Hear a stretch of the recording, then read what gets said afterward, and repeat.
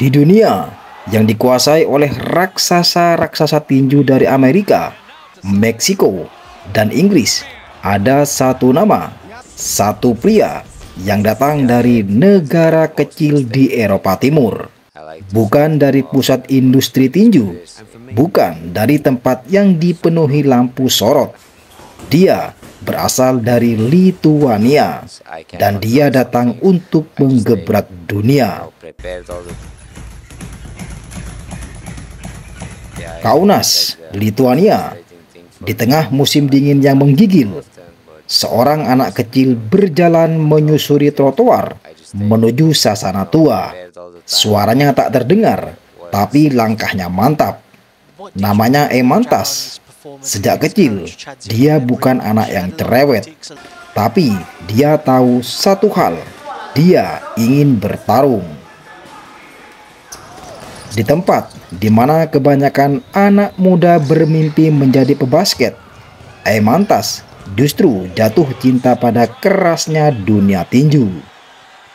Bukan karena dia suka kekerasan, tetapi karena dia mencintai pertarungan. Karena di sana semua dibentuk bukan oleh nama besar, bukan oleh koneksi, tapi oleh siapa yang berdiri paling akhir.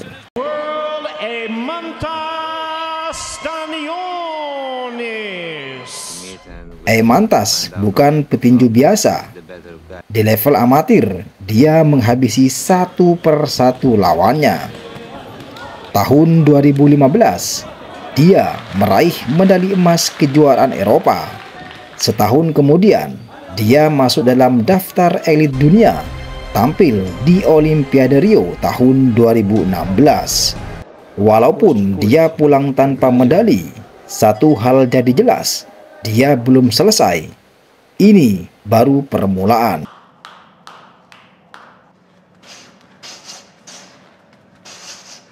Tahun 2017, Stanionis meninggalkan tanah airnya. Dia terbang ke Amerika, tempat di mana mimpi bisa jadi kenyataan atau berakhir jadi debu. Tanpa banyak sorotan, tanpa promosi besar-besaran, Eimantas Stanionis naik ring. Satu lawan ditumbangkan, lalu satu lagi dan satu lagi. Dia bertarung dengan gaya klasik, langkah mantap, pukulan lurus, dan mental baja. Setiap pertarungan bukan sekedar duel, tapi perang. Dan Stanionis, dia bukan hanya pejuang, dia adalah senjata hidup. Pada 16 April 2022, di hadapannya berdiri Reza Butayev, juara dunia tak terkalahkan yang brutal. Tetapi malam itu adalah milik Stanionis. 12 ronde, 2 petarung, 1 sabuk. Dan ketika dentuman terakhir terdengar, wasit mengangkat tangan Eimantas Stanionis sebagai juara dunia WBA reguler kelas welter. Seorang pria dari Lituania telah menaklukkan dunia. Namun, setelah kemenangan ini, datang masa gelap. Cedera datang. Laga besar melawan Vergil Ortiz Jr. ditunda berkali-kali. Dunia mulai bertanya-tanya, kemana Stanionis? Apakah dia sudah selesai? Tapi orang seperti dia tidak menghilang. Dia mengasah dirinya dalam diam, seperti samurai yang menunggu waktu. Dan sekarang, waktu itu datang.